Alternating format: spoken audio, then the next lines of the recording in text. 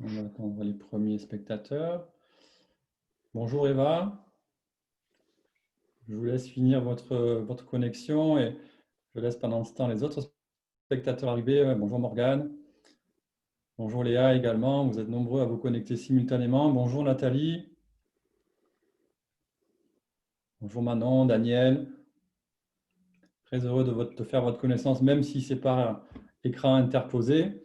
Je vous souhaite en tout cas la bienvenue pendant que tous les participants se connectent les uns après les autres. Donc bienvenue aux entraîneurs, bienvenue aux coachs sportifs, bienvenue aux éducateurs, aux athlètes, à tous les sportifs et à tous les passionnés de sport que je salue pour leur présence. Je salue également Alain Bernard, avec qui j'ai le plaisir de co-animer ce webinaire sur la préparation mentale des sportifs.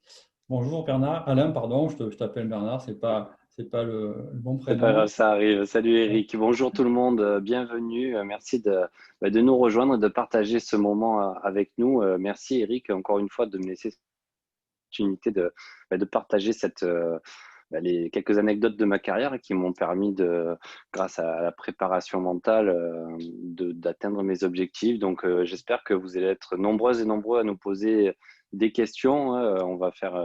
Je vais laisser la main à Eric dans un premier temps sur la première partie, mais à tout moment, n'hésitez pas à utiliser le chat pour poser des questions et on y répondra au fil des thématiques que l'on va aborder. En tout cas, je suis ravi encore une fois de passer ce moment avec vous. Eh bien, merci Alain. Alors, cette fois, je t'appelle Alain, promis, jusqu'à la fin du webinaire. Donc, je Merci me Eric. présente également brièvement. Donc, je m'appelle Eric Poussard, je suis sophrologue certifié. Je suis également préparateur mental du sport depuis 5 ans. Je suis vraiment passionné par ce métier et c'est vraiment quelque chose dans lequel je m'épanouis pleinement et j'ai vraiment beaucoup de plaisir à accompagner les sportifs dans leur progression mentale. Donc, je suis également le fondateur de Sophrologue Consultant, qui est un organisme de formation professionnelle qui propose donc des formations en direction de tous les encadrants du sport, mais aussi des passionnés du sport qui veulent acquérir la compétence en préparation mentale pour justement savoir accompagner les sportifs, qu'ils soient professionnels ou amateurs. Alors, je vous propose de commencer par vous présenter d'abord le programme qui va être le nôtre tout au long de ce webinaire. Il s'agira dans un premier temps de comprendre ce qu'est la préparation mentale. C'est très courant pour quelqu'un qui ne connaît pas la préparation mentale d'avoir des difficultés à la définir. Donc, on prendra un temps pour ça d'abord. Et ensuite, on prendra le temps aussi de comprendre comment la préparation mentale s'intègre dans la préparation globale d'un sportif. Puis dans un deuxième temps, Alain nous témoignera de son parcours et de son utilisation de la préparation mentale dans sa carrière sportive de haut niveau. Et puis dans une troisième partie, il s'agira de comprendre comment accompagner mentalement un sportif, c'est-à-dire très concrètement connaître les compétences à acquérir pour accompagner ce sportif, quel que soit son niveau. Alors, bien entendu, comme me l'a précisé Alain au tout début, vous avez la possibilité, via le menu de votre écran, de poser des questions écrites et nous tâcherons d'y répondre au fil de l'eau ou par période au cours de ce webinaire, qui va durer à peu près 1 heure et demie, peut-être un peu plus, si vous avez beaucoup de questions à poser, pourquoi pas.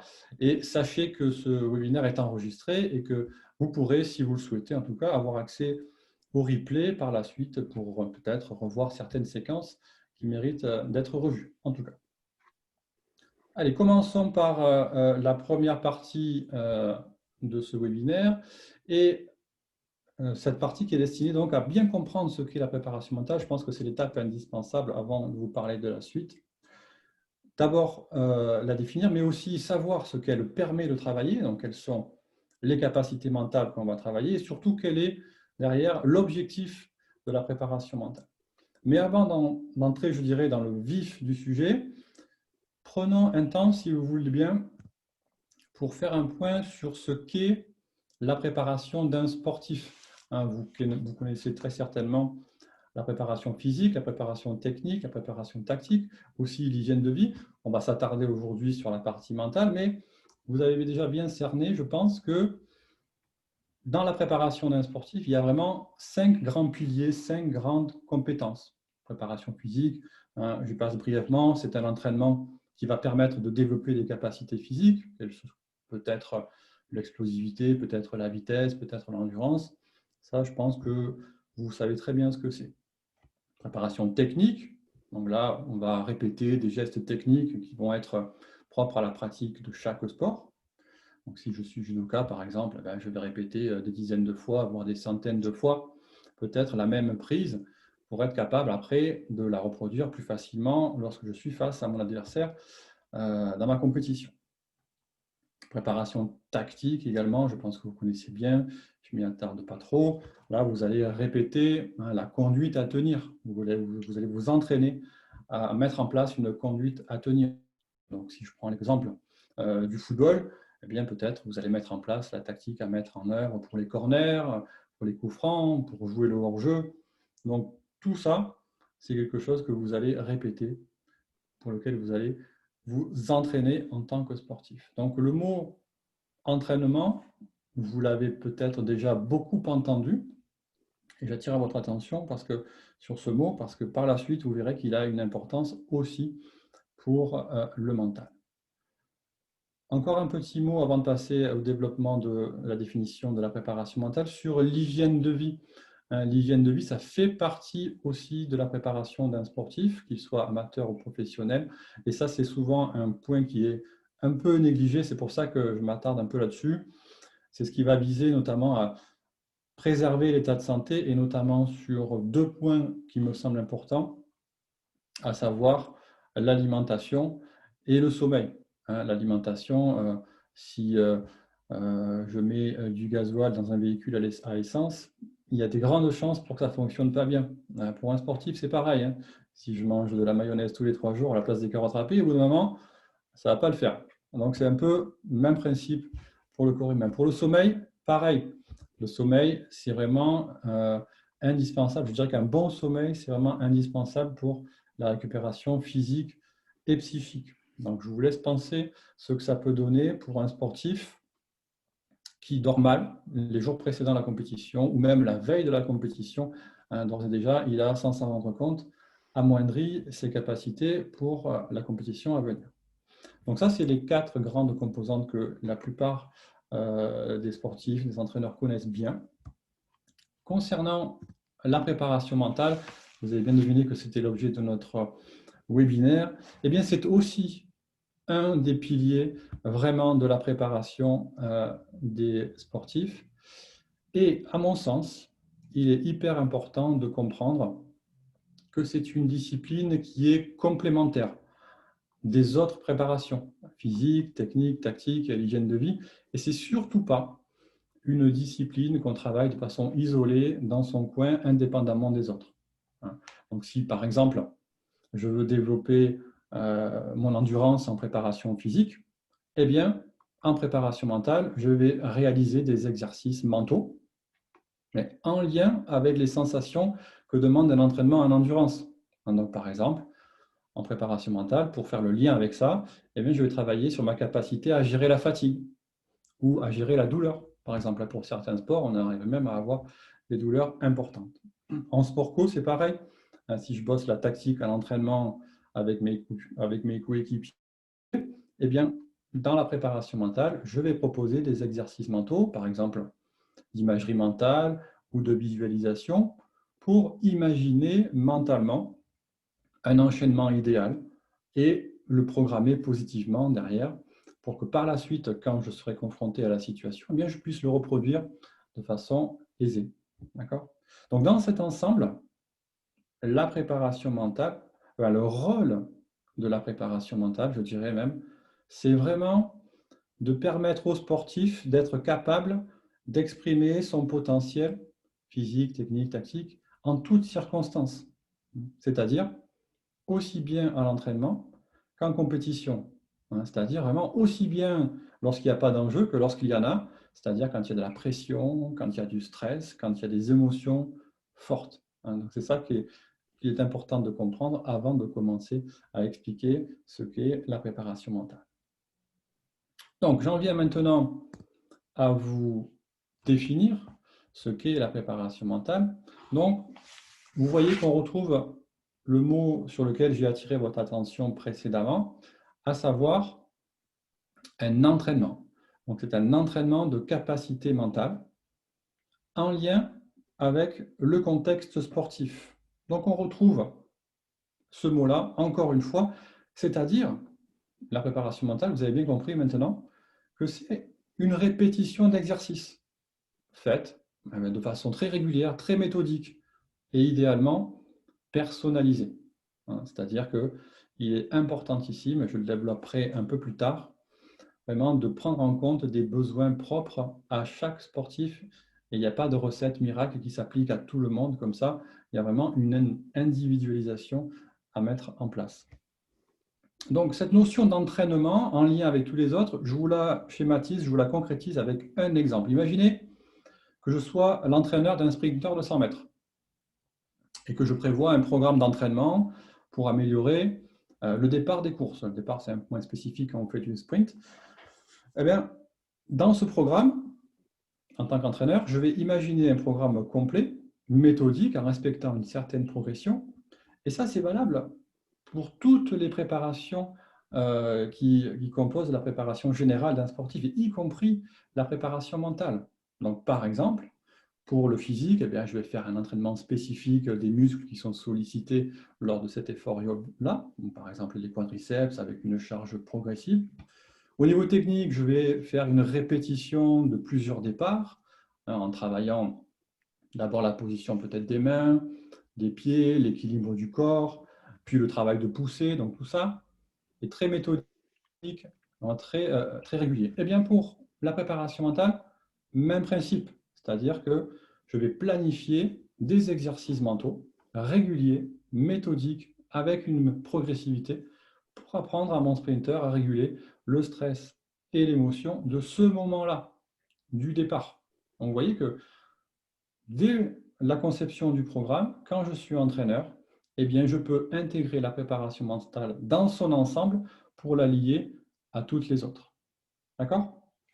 Donc ça, c'est vraiment le point important qu'il est nécessaire de bien cerner, c'est que la répétition d'exercices en préparation mentale, cet entraînement est lié à tous les autres. Et ça se fait de façon régulière et méthodique. Donc vous avez bien compris, je pense, que la préparation mentale, ce n'est pas une baguette magique. Celui qui dit que la préparation mentale en une séance lui permet d'être hyper zen, ça n'existe pas. Je vous le garantis. Donc cette notion d'entraînement, je viens de la définir. La deuxième notion qu'il est important de comprendre dans cette définition de la préparation mentale, ce sont les capacités mentales. Alors, une capacité mentale, on parle aussi d'habileté mentale, on parle également de compétences mentales. Alors raisonner, mémoriser, se concentrer sont des capacités mentales. C'est-à-dire que ce sont des capacités qui vont me permettre de prendre des décisions, d'accumuler des connaissances, de communiquer. Et si je suis capable de faire tout ça, derrière, ça me permet d'agir et d'avoir le bon comportement. Et pour un sportif, ça va lui permettre de perfectionner ce comportement, celui qui est propice à la performance dans sa pratique sportive. D'accord ? Donc on va travailler certaines capacités mentales, certaines capacités de façon précise. Je vous en ai cité quelques-unes, celles qui sont disponibles chez tout le monde. Quand un sportif veut préparer son mental, il va en travailler certaines et celles-ci sont liées forcément, pour que ça fonctionne, au contexte sportif. C'est-à-dire, très concrètement, le contexte sportif, c'est l'entraînement et la compétition. Donc, on va faire travailler un sportif, qu'on veut faire travailler mentalement, eh bien, certaines capacités, et notamment celles qui sont en lien avec les impacts qu'a un entraînement et qu'a surtout une compétition. Et ces impacts, ils peuvent être très nombreux, à savoir que très souvent, le physique est impacté. Ça peut se traduire par des tensions, ça peut se traduire par de la fatigue, ça peut se traduire par de la douleur. Ces impacts peuvent être aussi d'ordre émotionnel, c'est-à-dire qu'on peut être très sujet à la peur, à la colère, très souvent, à l'anxiété également très souvent. Et donc tout ça, ça peut générer bien, des difficultés cognitives, c'est-à-dire des difficultés de concentration, des difficultés de motivation, des difficultés de mémorisation. En ski, si je fais une descente et qu'à cause du stress ou de mes émotions, je ne me rappelle plus très bien le parcours idéal pour atteindre la meilleure perf, ça risque de poser problème. Donc, ces difficultés cognitives, elles vont forcément rejaillir sur la performance du sportif. Ces impacts, ils peuvent aussi être relationnels, c'est-à-dire qu'il est possible, voire probable des fois, d'avoir des difficultés à communiquer, que ce soit avec ses proches, que ce soit avec son entraîneur, que ce soit avec le public ou encore avec les sponsors. L'entraînement à la compétition, des fois, génère des situations difficiles dans tous ces niveaux-là. Donc, ce que je m'attarde encore une fois à vous faire comprendre, c'est que la préparation mentale n'est surtout pas quelque chose d'isolé dans son coin, mais encore une fois, au milieu d'un ensemble qui doit être pris dans sa globalité. L'environnement du sportif doit être pris dans sa globalité pour y intégrer cette notion de préparation mentale. Donc, entraîner les capacités mentales d'un sportif en lien avec son environnement, ok, c'est une chose, mais lesquelles? Lesquelles doit-on travailler pour que ce soit un travail efficace? Eh bien, celles qui vont lui permettre, notamment, de préserver sa santé, celles qui vont lui permettre d'améliorer et de maintenir son bien-être. Et si on parvient à ça, ce sont celles qui vont permettre, au final, de lui permettre d'optimiser ses performances. Donc, l'entraînement mental, eh bien, ça va permettre de mieux gérer le stress. Attention, pas supprimer le stress, c'est pas possible. Il est impossible de supprimer le stress, parce que tout simplement, c'est une réaction naturelle. Ce qui est nécessaire de faire, par contre, c'est d'apprendre à réguler le stress. On parle souvent de niveau d'activation. Le but, c'est d'aider le sportif, par cette gestion du stress, à l'amener à être ni trop détendu, qui peut affecter sa vivacité, son dynamisme, ou même être source de démotivation, ni trop tendu, parce que moi, à ce moment-là, eh bien, ses capacités physiques et cognitives sont altérées, un peu mises sous cloche. Donc ça, c'est une très très grosse demande de la part des sportifs, la gestion du stress, je dirais presque à égalité avec la gestion des émotions. Et cet entraînement mental va permettre également cette gestion des émotions. La colère, l'angoisse, la peur, la déception même sont des émotions que le sportif doit savoir gérer, afin qu'il sache faire face aux différentes situations auxquelles il est confronté. Je vous laisse imaginer en football combien de cartons jaunes ou rouges auraient pu être évités par une meilleure gestion de la colère. Pour ceux qui aiment le foot, je pense que vous avez une partie de la réponse. En tout cas, autre capacité mentale qui va être travaillée dans cet entraînement, c'est la motivation. Alors la motivation, c'est fondamental pour un sportif parce que c'est vraiment ce qui pousse à agir dans une direction avec une intensité forte pour atteindre le ou les objectifs qu'ils se sont fixés. Et du degré de motivation va dépendre le degré d'engagement d'un sportif, d'où l'importance de bien connaître justement ce qui m'anime, ce qui me motive dans la pratique de mon sport pour pouvoir agir sur ce levier-là, si nécessaire, pour réactiver la motivation ou pour la décupler. Autre capacité mentale qui est très liée à la motivation, elle fait partie du processus de motivation, c'est la fixation d'objectifs. Alors sur celui-là, je vais m'y attarder un peu plus parce que c'est important que vous compreniez les différentes formes d'objectifs. Il y a trois grands types, je dirais, d'objectifs. Le premier type d'objectif, c'est l'objectif de résultat. Par exemple, gagner un match, gagner une compétition, gagner un championnat. Ça paraît évident et il est important, vous le verrez tout à l'heure, Alain vous en parlera, il est important de planifier des objectifs à court terme, à moyen terme, à long terme, parce que chacun d'eux va participer, justement, va être une étape pour le suivant. Par contre, attention de ne pas fixer uniquement que des objectifs de résultats, parce que ça, c'est très binaire. Soit vous gagnez, soit vous perdez. Et en cas de défaite, c'est très compliqué vraiment de trouver les axes d'amélioration, très difficile à identifier. Il est donc important ici, mais c'est vraiment le deuxième point sur lequel j'attire votre attention dans ce début de webinaire, de fixer d'autres objectifs, ce qu'on va appeler des objectifs de performance personnelle et des objectifs de processus technique à maîtriser. Donc, je vous donne un exemple juste après pour bien illustrer ça, mais ce qu'il est important de comprendre, encore une fois, c'est que les objectifs doivent être surtout formulés en termes de conduite à tenir et pas uniquement en termes de résultats sportifs à atteindre.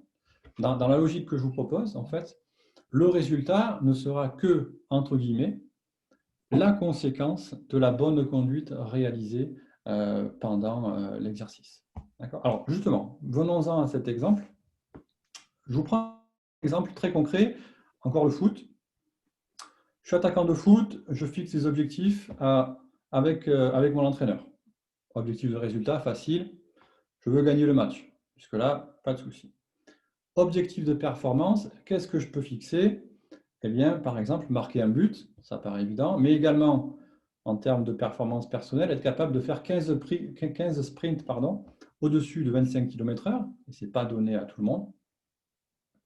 D'être pris au piège du hors-jeu qu'une seule fois dans le match, et de cadrer 90% de mes tirs. Donc ça, c'est vraiment la conduite à tenir, mes objectifs de performance personnelle, moi attaquant, pour parvenir à être dans la dynamique du résultat que j'ai prévu. L'objectif de processus, ça va être par exemple de réaliser toutes les combinaisons d'attaques que j'ai répétées à l'entraînement avec mes potes, les attaques en triangle, etc., les bonnes combinaisons, tout ce que j'ai pu répéter, eh bien, je dois être capable de le refaire en match pour pouvoir atteindre l'objectif de résultat. Donc vous voyez que l'objectif de résultat est vraiment interdépendant de la réussite de mes objectifs, à la fois de processus technique maîtrisé et de performance personnelle. Et ça, cette fixation d'objectifs, par exemple dans le sport collectif qui est le foot, ça se fait pour chaque joueur de l'équipe. Chaque joueur va avoir des objectifs de performance, des objectifs de processus technique à maîtriser. Et si chacun d'entre eux atteint ces objectifs-là, il y a de grandes chances qu'à la fin, il y ait la victoire collective. D'accord ? Donc ça, c'était quelque chose dont je voulais vous parler. Dans la formation, bien sûr, on le détaille de façon plus importante, mais c'est fondamental dans le processus de motivation. Autre capacité mentale qu'il est important, à mon sens, de développer quand on est dans un entraînement pour progresser, c'est l'amélioration de la concentration. La concentration, c'est la capacité qui va permettre de diriger et de maintenir son attention sur une situation pendant longtemps. On vient de voir qu'à l'instant qu'un sportif doit être focalisé sur la conduite à tenir, lui doit être également capable de se reconcentrer rapidement, vraiment en cas de distraction, par exemple. Au foot, si je suis défenseur central, par exemple, et que je veux jouer correctement le hors-jeu de la première à la 90e minute, je dois rester concentré, être lucide pendant tout ce temps-là, quelle que soit la distraction que je peux avoir, que ce soit provocation de l'adversaire, un sentiment d'injustice parce que l'arbitre, on estime qu'il a mal sifflé, le public qui m'insulte, peu importe. Non, mais je dois être capable de rester concentré pour pouvoir être performant. Donc ça également, c'est important dans la préparation mentale. Autre capacité que j'estime indispensable pour la préparation, c'est la confiance en soi. La confiance en soi, c'est véritablement la croyance personnelle qu'on possède des capacités et des qualités qui nous permettent d'affronter une situation ou quelqu'un. Donc pour un sportif, vraiment avoir confiance en soi, c'est avoir une conviction profonde qu'on est capable d'y arriver, qu'on est capable d'avoir le bon comportement, qu'on est capable de gagner face à quelle que soit la situation ou quel que soit l'adversaire. Donc cette confiance, je vous l'illustre encore avec la suite de mon exemple avec le foot. Imaginez que je sois ailier gauche, que je sois très bon dribbleur. Si j'ai confiance en moi, même si je rate un dribble, peu importe, j'en retenterai un deuxième et un troisième, etc. Si je viens de rater un dribble et que je n'ai pas confiance en moi, il est fort probable que je n'en retente pas un autre derrière parce que je vais avoir plus peur de rater qu'autre chose. Donc ça, c'est vraiment quelque chose, la confiance en soi, et vous verrez pour ceux qui s'intéressent à cette notion-là, qu'elle est très liée à l'estime de soi. J'y reviendrai un peu plus loin dans ce webinaire. Et enfin, autre capacité que l'entraînement mental permet d'améliorer, c'est ce qu'on appelle le dialogue interne. Le dialogue interne, c'est vraiment c'est la petite voix intérieure qui tourne dans la tête de chacun et qui dit comment agir et de quelle façon agir, dans quel sens agir. Donc ça, c'est quelque chose aussi que le sportif doit être à même de savoir développer. C'est-à-dire qu'il doit être à même d'être capable, je dirais, de se donner des auto-instructions. Des auto-instructions positives afin d'être capable de réguler ses pensées, de réguler ses émotions et donc ses comportements et sa performance derrière. Donc celui qui se répète je n'y arriverai pas, il est plus fort que moi, ils sont meilleurs que nous, ben là il est dans un dialogue interne négatif, il y a de grandes chances qu'il ait un comportement qui soit inapproprié à la performance en tout cas. Donc le but c'est de lui apprendre justement à orienter son dialogue interne de façon très positive pour qu'il puisse avoir le comportement approprié. Donc, je ne m'attarde pas plus que ça sur les capacités mentales qu'il est nécessaire d'entraîner chez un sportif, mais je pense qu'elles sont indispensables et on les détaillera un peu plus dans le courant de la formation. Il existe aussi, je précise, la possibilité de développer d'autres outils, bien sûr, comme la gestion de la douleur, comme la gestion de la récupération, sur lesquels la préparation mentale a une action, et je vous le détaillerai également par la suite.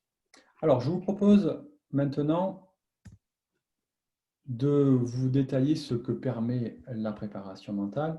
Bien sûr, vous l'avez certainement deviné, c'est destiné à optimiser les performances. C'est vraiment le rôle majeur de la préparation mentale. Mais attention, cette définition, cet objectif est encore incomplet. Optimiser les performances, ok, mais en favorisant le plaisir de la pratique sportive et le bien-être. Le plaisir de la pratique sportive, c'est vraiment une source de motivation importante qui va faciliter la performance derrière. Un sportif qui ressent des sensations agréables dans la pratique de son sport, c'est une personne qui va pouvoir passer beaucoup de temps à réaliser cette activité et donc à progresser plus facilement. Par opposition, un sportif qui pratiquerait son sport par obligation, c'est très certainement quelqu'un qui mettra peu d'intensité, peu de persévérance et qui sont des ingrédients qui sont contre-performants.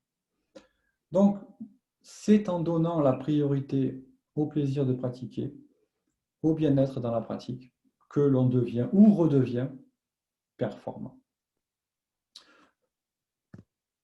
Je vous donne un aperçu de la synthèse après vous avoir expliqué tous les mots importants, et je pense qu'il est important de bien comprendre la portée de chaque mot de la définition. Ça serait un peu dommage de vous donner une définition comme ça, brute, sans vous expliquer vraiment ce que c'est derrière. Donc, la préparation mentale est donc un entraînement de capacité mentale en lien avec le contexte sportif, donc entraînement en compétition, dans le but d'optimiser à la fois les performances et de favoriser d'une part le plaisir de la pratique et aussi le bien-être. Donc on comprend mieux pourquoi, à mon sens, à l'issue de cette explication, mais pourquoi la préparation mentale est une discipline qui participe à la préservation de l'état de santé du sportif, qui participe à favoriser son bien-être et par voie de conséquence à optimiser derrière ses performances. D'accord ?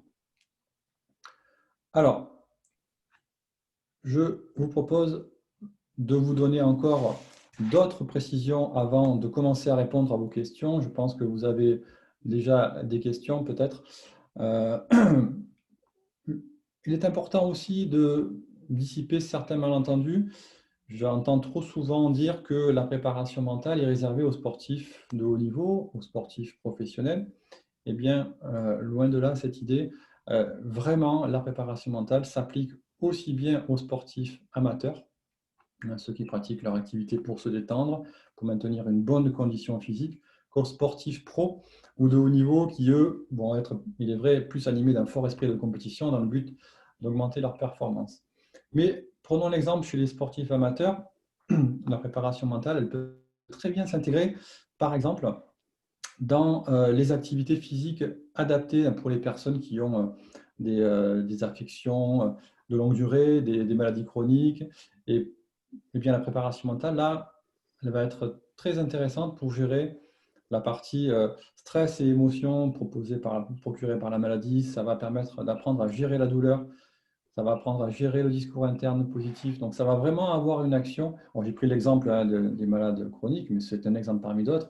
Pour le sportif amateur bien portant, c'est bien sûr, notamment pour les compétitions occasionnelles, fort utile.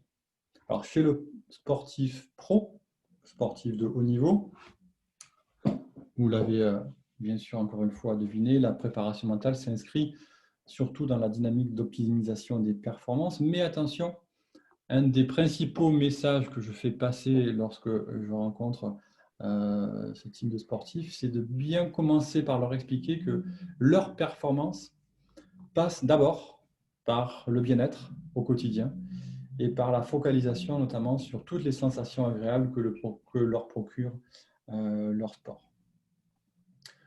Autre mythe aussi à effondrer, je dirais, c'est que la préparation mentale n'est pas réservée qu'au sport individuel. Elle s'applique aussi très bien dans les sports collectifs. Alors, bien sûr, le plus efficace, ce sont les séances individuelles, parce que là, on est face à une personne et on va chercher à connaître ses besoins, ses ressources, et on va travailler de façon très précise. Mais sachez qu'il est également possible de faire des séances collectives avec soit l'ensemble d'une équipe, soit une partie de l'équipe.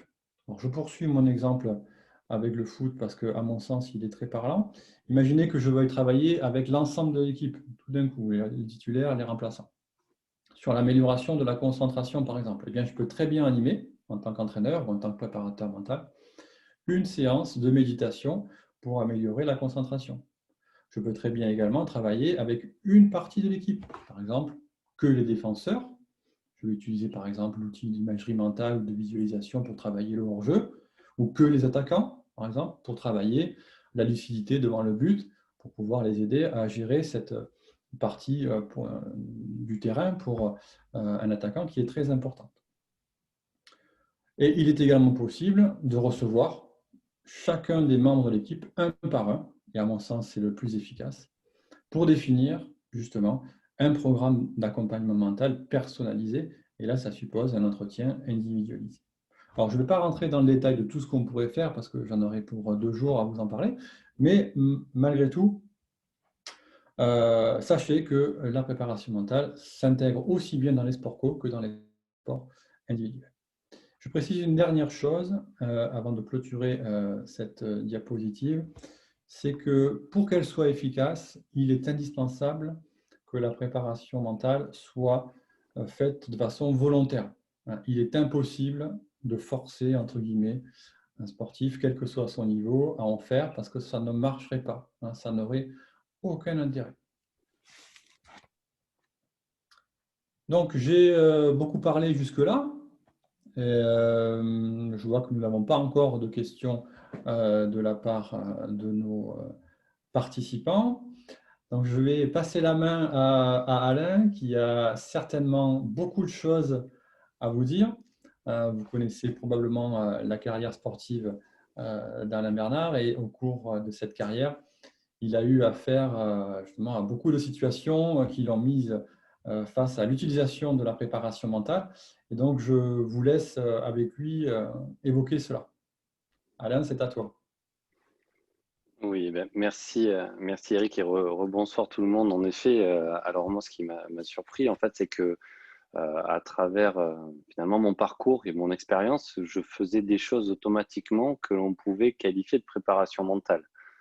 Finalement, sans même le savoir, parce que vous êtes, vous pouvez vous en douter, c'est vrai que la préparation mentale, on en parle de plus en plus ces dernières années, mais il y a une vingtaine d'années, quand j'ai commencé à pratiquer mon sport, à haute intensité, à haut niveau, c'est vrai que c'était pas aussi répandu. Donc, merci encore une fois, Eric, de pouvoir mettre des mots et nous donner des exemples concrets face à cette préparation mentale qui est une partie intégrante de la performance et sans laquelle je suis convaincu qu'on n'arrive pas à aller au bout de ses capacités. Voilà, je vais juste commencer par une petite présentation et me permettre de faire un petit flashback sur mon parcours. Moi, aujourd'hui, j'ai 37 ans. J'ai arrêté ma carrière de sportif de haut niveau en 2012 après les Jeux Olympiques de Londres. Donc, j'avais 29 ans. Et c'est vrai que ça me tient à cœur de pouvoir partager mon expérience, que ce soit par l'intermédiaire de prise de parole lors de séminaires ou là, plus récemment avec les circonstances sous format webinaire, de partager mon parcours parce que j'ai eu la chance de concrétiser mes efforts. Non sans mal, certes, mais avec beaucoup d'envie, beaucoup de passion.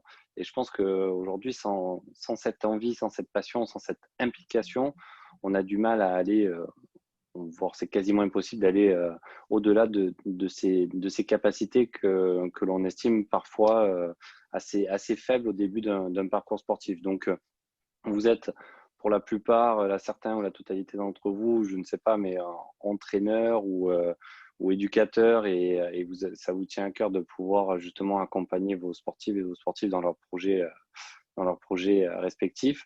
Moi, j'ai eu la chance de rencontrer un homme extraordinaire durant ma carrière qui a changé ma vie à jamais parce qu'il m'a fait prendre conscience de mes capacités. Il m'a fait croire en moi et il m'a montré le chemin de la réussite, mais surtout le chemin du travail. C'est ça, hein, dans un premier temps, c'est le travail, la passion, l'engagement. C'est parce que sans ces paramètres, on ne peut pas arriver à se surpasser. Je ne sais pas si on est toujours bloqué sur la même diapo, Eric, si Je c'est peux la passer à diapo la diapo d'après. suivante, pardon. Voilà. Et donc, on va commencer juste voilà, par la gestion du stress. Alors, pourquoi je vous ai fait un petit aparté sur mon parcours? C'est vrai que j'ai un parcours assez atypique. Et quand j'étais jeune, j'étais loin d'être le meilleur. J'étais pas le plus mauvais pour autant, mais j'avais du mal à exprimer mes capacités. Et j'avais beaucoup de périodes de doute et d'appréhension. Donc, j'apprends à nager vers l'âge de 5 ans, les premières compétitions à l'âge de 8 ans dans le club d'Aubagne à côté de Marseille, d'où cet accent qui chante un peu si vous entendez. Et à l'âge de 15 ans, je décide de rejoindre le cercle des nageurs de Marseille pour pouvoir continuer mes études et pouvoir m'entraîner 2 fois par jour. Donc un entraînement bi-quotidien à partir de 15 ans, ça représente à peu près 20-25 heures d'entraînement dans l'eau par semaine, plus les stages, les compétitions et les déplacements. Tout cela sans être au niveau national. À cet âge-là, à 15 ans, j'étais au niveau régional, voire interrégional. Et j'ai fait ma première équipe de France assez tardivement, à l'âge de 23 ans, sur des championnats d'Europe en grand bassin, justement. C'est pour ça que j'ai voulu prendre cet événement en illustration pour la partie de la gestion du stress. Il faut savoir qu'on est en 2006. Laure Manodou vient d'être championne olympique 2 ans auparavant. Elle est plusieurs fois championne du monde et championne d'Europe. Et c'est la première équipe de France en fait, que je partage avec elle. Et je la vois arriver, battre ses meilleurs temps, battre des records et remporter des titres à foison à chaque fois qu'elle plonge. Et en fait, moi, je suis à cette époque-là finalement plus âgé qu'elle, mais moins expérimenté sur la scène internationale. Et j'ai un genre de stress ou d'appréhension en fait qui m'empêche de m'exprimer. Donc j'ai la chance de la côtoyer en équipe de France. Je lui ai dit mais comment est-ce que tu fais pour pas avoir de pression, pour être capable de t'exprimer à ce niveau-là à chacune de tes courses? Et en fait avec énormément de recul, elle me dit mais en fait moi au moment de la présentation des nageurs, il y a souvent le speaker qui annonce les nageurs qui rejoignent leur ligne d'eau. Et puis, il y a une musique d'ambiance qui fait un petit peu, qui fait monter un petit peu l'ambiance. Et du coup, elle me dit, mais moi, j'arrive à ce moment-là, j'ai envie de danser, j'ai juste envie de profiter. Et en fait, je me dis, oui, mais c'est peut-être ça le déclic. C'est de dire que je m'entraîne tous les jours depuis des années pour vivre un moment comme ça, vivre le moment où j'arrive derrière ce plot et je suis prêt à en découdre, je suis prêt à montrer ce dont je suis capable. Donc finalement, ça a été un déclic interne pour moi qui ne s'est pas vraiment manifesté en termes de résultats, même si je nage à un très bon niveau à l'époque. Je ne fais pas de médaille, je ne fais pas de titre, mais on fait une médaille néanmoins avec le relais 4 fois 100 mètres. Et pour moi, le relais 4 fois 100 mètres, c'est ce qui m'a permis aussi d'intégrer l'équipe de France. Donc, ce moment clé, ça m'a fait prendre conscience de mes capacités sur lesquelles je travaillais depuis des années, mais que j'avais du mal à m'exprimer, finalement, dont j'avais du mal à exprimer en compétition. Finalement, le retour d'expérience de ça, c'est de me dire, finalement, il faut être capable de s'appuyer sur son expérience et considérer tout le travail qu'on fait. Alors, considérer le travail qu'on fait, ça peut être un générateur de stress en se disant, mais ça fait des années que je m'entraîne 2 fois par jour et quand j'arrive le jour J de la compétition, j'arrive pas à m'aimer. Donc, quelque chose qui coince. Et voilà, c'est ce qu'on l'a dit tout à l'heure, Eric, tu l'as très bien dit, c'est le stress, on ne peut pas l'inhiber, on ne peut pas en faire abstraction. On ne peut que le contenir et on peut surtout le transformer d'un stress négatif en un stress positif, c'est-à-dire avec, avec cette gestion en disant oui, c'est un moment particulier que l'on va vivre dans notre vie à ce moment-là du match, de la compétition, du combat, du tournoi auquel on va devoir faire face. Mais en même temps, on s'entraîne tous les jours depuis des années pour ça. Donc, c'est pour ça qu'il faut être capable de prendre ce recul. Et c'est comme ça que j'ai réussi finalement à gérer et à appréhender mon stress pour le transformer en un stress positif. Oui, ça rejoint ce que je te disais tout à l'heure, Alain, et ce que je disais à tous les participants, c'est que le stress, en effet, il est impossible de le supprimer. Tout ce qu'on doit faire, c'est apprendre à le réguler, et ça se fait notamment en faisant ce que tu as fait, à l'instar de Laure Manodou, c'est-à-dire avoir une vision différente de l'événement. Et vraiment, ça va agir sur le stress négatif et d'en faire quelque chose qui est inhibiteur, en faire quelque chose qui devienne stimulant, positif, qui donne envie, comme tu l'as souligné, de se surpasser. Donc, je te propose maintenant que tu nous dises quelques mots sur la gestion des émotions. Oui, bien sûr. Alors, les émotions, moi, je suis un grand, je suis un grand émotif dans l'âme hein, depuis tout petit. C'est vrai que ça a été parfois peut-être un facteur limitant à ma progression parce que je suis pas extrêmement expressif à la base, mais même si on a pu voir peut-être dans certains de mes compétitions où j'exulte de joie et de bonheur à la fin de mes courses quand, voilà, quand je gagne un titre ou quand je bats un record ou voilà, quand je fais ma meilleure performance, j'ai juste envie d'extérioriser ça parce que j'ai ça enfoui en moi. Donc, je ne suis pas un grand communicant à la base. Et mine de rien, on va y arriver un petit peu plus tard dans la présentation sur la communication. C'est vrai que pour moi, les émotions, alors je vais en prendre 3 en exemple, c'est l'anxiété, la déception et la joie. L'anxiété parce que c'est l'inconnu et c'est la nature humaine d'avoir une appréhension par rapport à l'inconnu.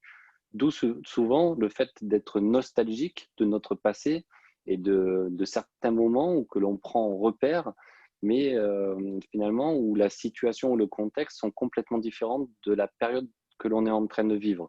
Quand on se prépare à une compétition, un grand championnat ou un grand rendez-vous, on a forcément en tête des images ou des sensations, des odeurs, des appréhensions, des repères en fait tout simplement qui nous rattachent à quelque chose qui nous a fait plaisir ou dans lesquels on a réussi quelques temps auparavant. Le fait de répéter ces gammes, j'ai envie de prendre un peu un exemple d'un guitariste en fait qui va jouer un concert et qui va travailler encore et encore ses gammes. Et le jour du concert, le guitariste, il va pas réfléchir au tempo, à quelle gamme passer. Il va se promener sur ses gammes parce qu'il est à l'aise, parce qu'il les a répétées, il les a intégrées. Et finalement, l'entraînement, la base de l'entraînement, c'est ça.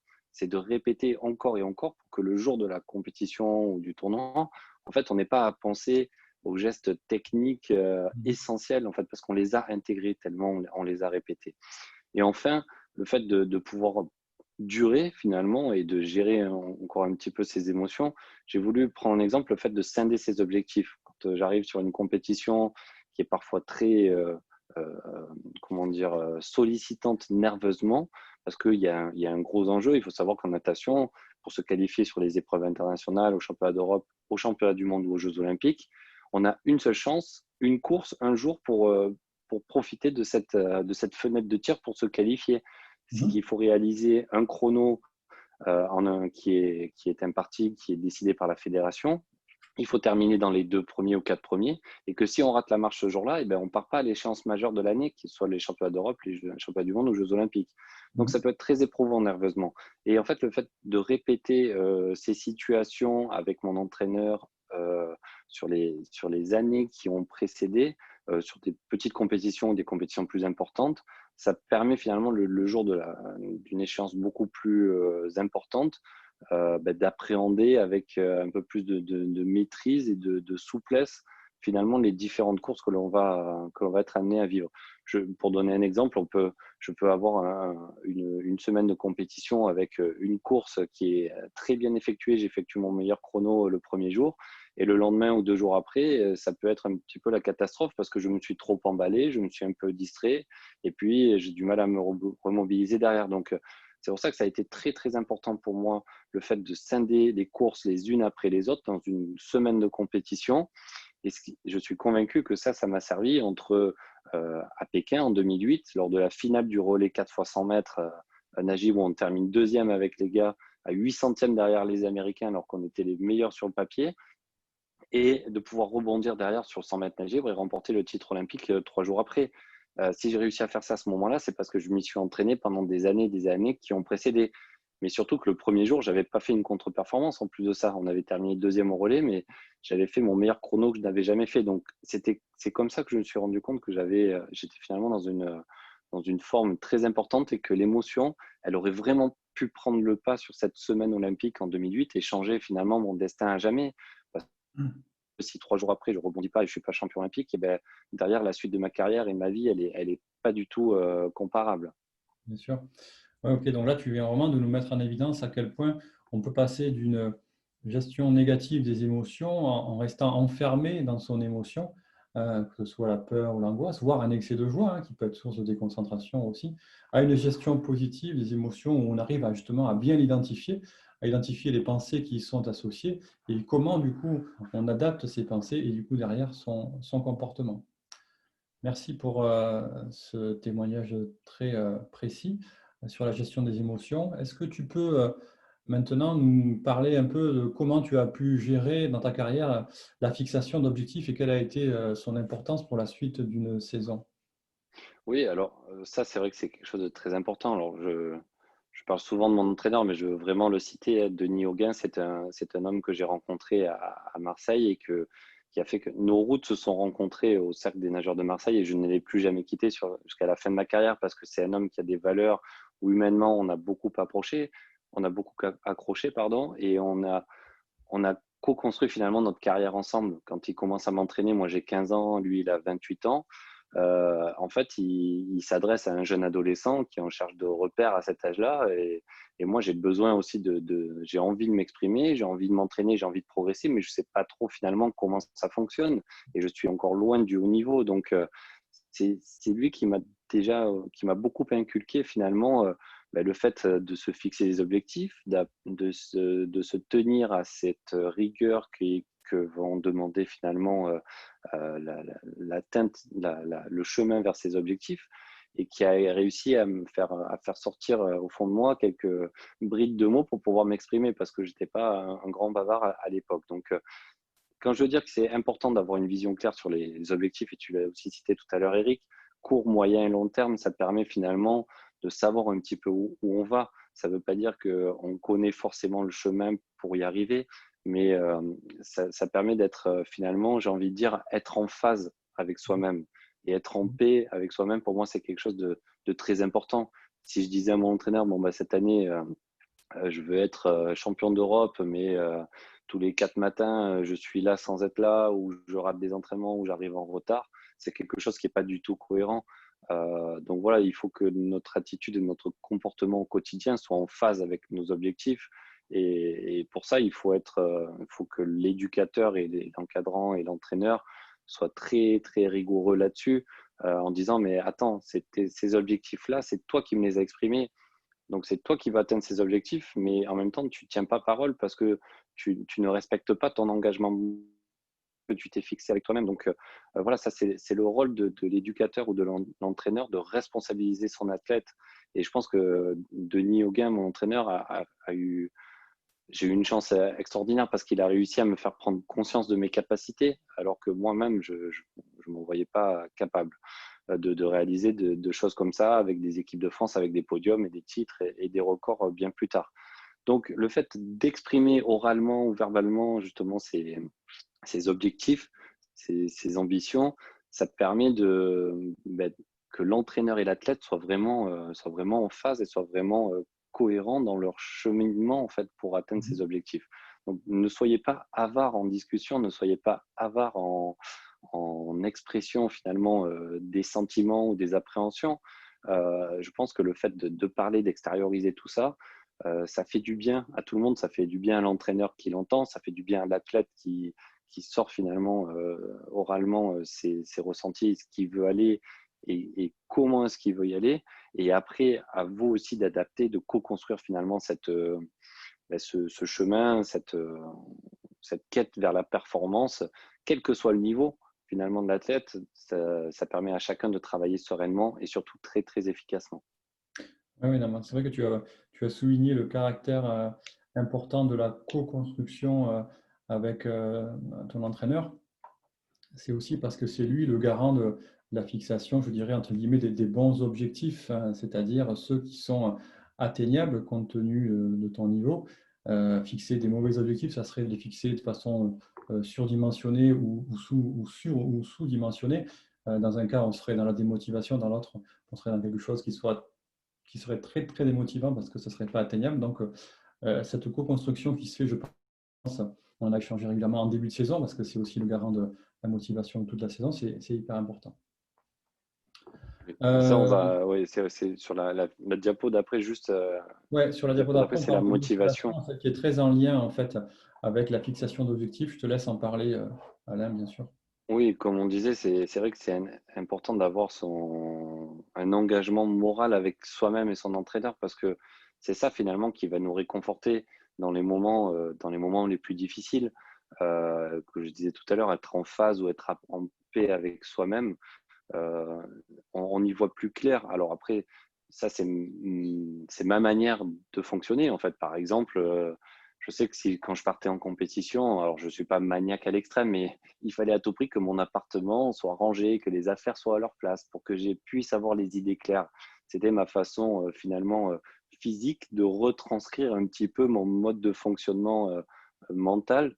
Et c'est très important. Donc chacun a comment on peut dire, son organisation, ses mimiques ou ses petits gris-gris en fait pour être serein, être en phase avec lui-même. Mais encore une fois, voilà, ces objectifs, ils sont facilement atteignables si on sent qu'ils sont à notre portée. Et cette motivation-là, on peut aller la puiser au plus profond de nous-mêmes si on sait qu'un objectif, il est atteignable. Mm. Euh, Denis, mon entraîneur, me donnait souvent des exercices à faire à l'entraînement euh, qui étaient à ma portée. Ils étaient extrêmement difficiles. On essayait une fois, deux fois, on a essayé 2 semaines après, 3 semaines, 6 mois après. Et à chaque fois, il y avait une petite progression. Ce sont des progressions chronométriques ou des progressions techniques ou sur la régularité, en fait, sur une séquence d'entraînement. Mais si du jour au lendemain, il m'avait proposé une série type, par exemple au mois de septembre-octobre, ce qu'il me propose au mois d'avril ou mai, c'est quelque chose où je l'aurais regardé, je dis mais attends, tu te rends pas compte, je suis pas du tout capable de réaliser ça. Et au fil du temps, il arrivait à me tenir en haleine en fait avec quelque chose d'extrêmement difficile et exigeant, mais qui n'était pas forcément réalisable sur le moment. Et puis quelques semaines ou quelques mois après, je me retournais en me disant, mais en fait, oui, si tu m'avais proposé ça avant, c'est sûr que j'aurais même pas eu le courage d'y aller en fait, parce que cet objectif, il était trop élevé. Et Ouais. donc, ça, c'est très important d'avoir finalement un juste milieu entre la faisabilité, la facilité et la faisabilité. Quelque chose qui soit à portée de main, mais qui soit très exigeant, très rigoureux, mais qui puisse permettre d'avancer. Parce qu'une fois qu'on a fait ça, en fait, il faut être capable de reproposer un exercice ou un chrono ou une série qui soit à la portée de l'athlète. Et c'est vrai que répéter, ce n'est pas recommencer. C'est ce que disait souvent mon entraîneur. C'est Mm. pas parce qu'on répète qu'on va recommencer ce qu'on a déjà fait. Et Mm. puis surtout, ce que l'on ne fait pas en temps donné, c'est irrécupérable dans le temps. Donc, ça rajoute un petit point de pression à mettre en disant, non, ben voilà, je t'ai demandé de faire cet exercice, il faut que tu t'engages au maximum, parce que si tu ne le fais pas correctement, derrière, ce sera quelque chose de perdu qui sera jamais rattrapable. Quand bien même on fait cet exercice, on le fait correctement demain ou la semaine prochaine ou dans un mois, ce que tu auras raté à ce moment-là, ce sera plus jamais récupérable. Donc voilà, ça rajoutait un petit coup de pression, mais finalement, c'est ça qui était super de construire, quoi. Ouais, mais tout ce que tu soulignes là, Alain, c'est vraiment la capacité, l'intelligence, je dirais, d'un entraîneur à connaître le sportif qui l'accompagne et à connaître aussi le fonctionnement de la motivation pour pouvoir proposer quelque chose qui soit de nature à challenger son poulain et surtout pas à le démotiver par quelque chose qui soit trop élevé pour lui, soit trop faible et démotivant.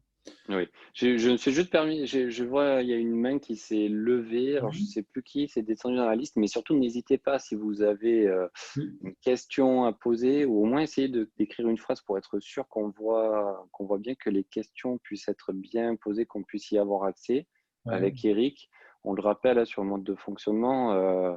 Voilà, nous, on a aussi envie et besoin d'interagir avec vous. Donc, n'hésitez pas à faire un petit signe, à au moins poser une question. Voilà, ben, une, j'ai déjà une question, donc c'est Raled. Comment démotiver un nageur de haut niveau? Alors, je ne comprends pas Ah, ça peut bien la être question. motivé. Oui, ça doit être motivé. Comment motiver un nageur de haut niveau? Ben, ouais, je pense que c'est très important de tenir en haleine en lui donnant des objectifs. Des objectifs précis, encore une fois, des objectifs qui sont à sa portée. Et c'est vrai que la natation est un sport qui peut paraître extrêmement ingrat parce que on peut pas, comment dire, écouter de la musique, on peut pas parler, on peut pas se distraire, on est un peu tout seul livré à soi-même et voilà. Donc c'était bien comment remotiver Comment la motiver, ouais. question. C'est vrai qu'on a souvent comment ça s'appelle, des déceptions, mais en même temps, la déception, c'est beaucoup plus constructif que la réussite, en fait. On n'arrive pas à construire une grande carrière sans déception. Le plus important, c'est d'analyser cet échec ou qui a engendré cette déception. Est-ce qu'il y a eu un échec lié à la préparation, lié à un imprévu, quelque chose que l'on n'a pas su gérer, qui a provoqué des émotions trop fortes ou un accident ou une blessure. Voilà, comment analyser tout ça avec un maximum de recul. Souvent, on dit on a la tête dans le guidon, c'est qu'on a du mal à prendre du recul un peu sur notre activité, sur ce qu'on fait. Donc, il ne faut pas oublier qu'un sport, ça doit rester, même si c'est une activité professionnelle pour les professionnels du sport, ça doit rester une passion, ça doit rester un choix. On doit être libre à tout moment voilà, de continuer dans ce chemin ou de passer à complètement autre chose. Mais à partir du moment où on va commencer à passer à autre chose et abdiquer, on va le reproduire dans notre vie professionnelle ou personnelle. Donc, c'est très important de persévérer et de dire que tôt ou tard, le travail paie. Voilà, ça a été mon leitmotiv et on y viendra parce que j'en parle dans une diapo d'après et j'ai toujours cru en ça que tout travail a forcément une récompense tôt ou tard. Ok, donc c'est vrai que pour rebondir sur ce que vient de dire Alain, la démotivation, y compris pour un sportif de très haut niveau, elle peut avoir différentes sources, hein. Ça peut être des problèmes personnels, ça peut être des problèmes physiques, ça peut être parce qu'on a tout gagné et qu'on n'a plus d'autres échéances en perspective, ça peut être beaucoup, beaucoup de choses. Donc c'est déjà la première chose, c'est d'identifier la source de démotivation pour pouvoir la traiter. Même quand on a connu le haut niveau, eh bien, on n'est pas, je dirais, imperméable à la démotivation. Je vois qu'on a Je une me autre, permets juste ouais, je réponds à l'autre question question de de Nathalie. Nathalie, Eric. Oui. Comment enlever le stress pré-compétition qui empêche de dormir et donc d'être dans des conditions optimales? Alors c'est vrai que ça, je peux vous le dire, des nuits blanches, j'en ai fait, j'en ai fait beaucoup. Parce que c'est vrai que le stress, on s'entraîne pendant des semaines, des mois, pour pas dire des années, et on a forcément ce stress la veille ou le jour de la compétition qui nous empêche de dormir, qui nous empêche d'être serein. Donc, il y a des exercices aussi qui sont assez faciles à faire. Je pense à la cohérence cardiaque. Je pense que tu peux nous en dire un mot Oui. aussi, Eric. C'est Oui, la basé sur la cohérence respiration. cardiaque, en effet, Alain, c'est un outil d'une simplicité infantile, mais à la fois exceptionnelle d'efficacité. C'est simplement en utilisant sa respiration, en fait, on arrive à agir sur son rythme cardiaque, qui lui-même va agir sur notre état émotionnel et de stress. Donc, par des outils simples comme la respiration ou la relaxation physique et mentale, on arrive justement à gérer ces petits problèmes de pré-compétition, y compris le sommeil.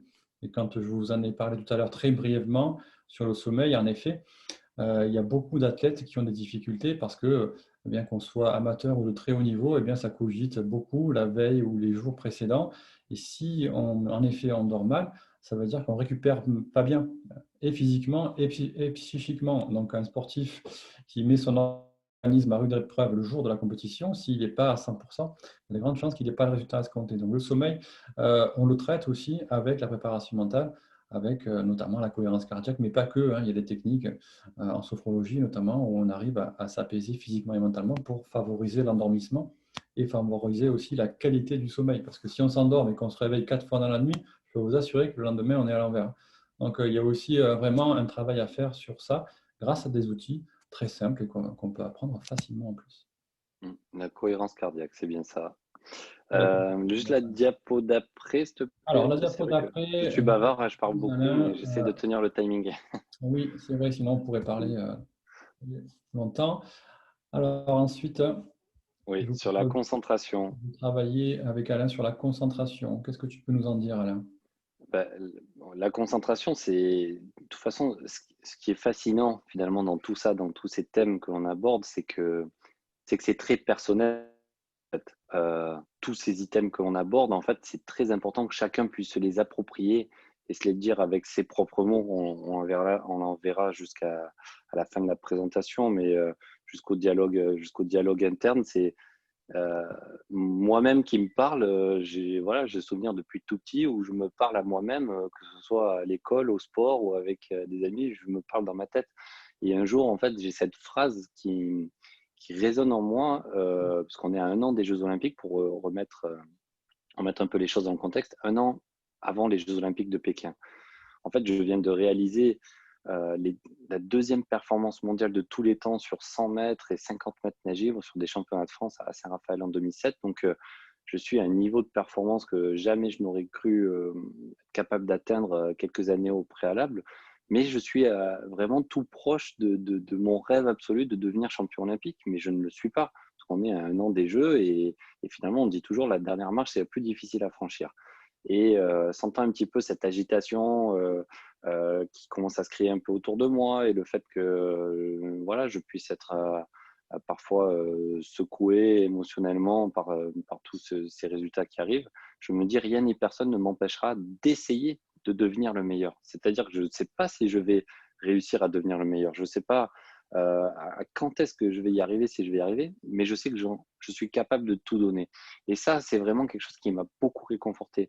Je suis capable de tout donner, je suis capable d'être imperméable à tous les détraqueurs qui vont être capables de m'accuser certains de dopage ou que j'ai des soucis dans ma famille parce que j'ai perdu un membre de ma famille et du coup j'étais pas assez présent à côté des miens, donc je culpabilise.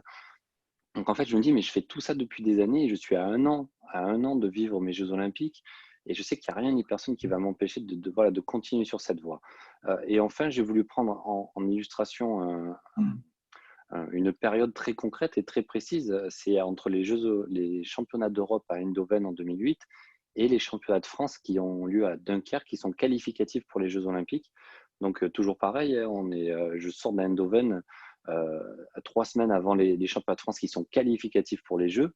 Je viens de battre 3 records du monde en 3 jours. C'est l'euphorie médiatique la plus totale avec plein de paramètres nouveaux à gérer. Et puis là, ça peut être vite, je peux très très vite m'égarer.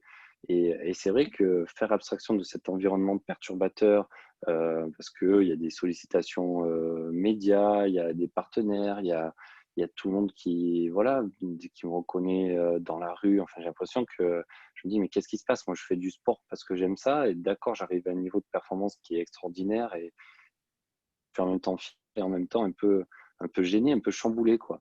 Il faut savoir que dans cette période-là, ça a été extrêmement compliqué à gérer.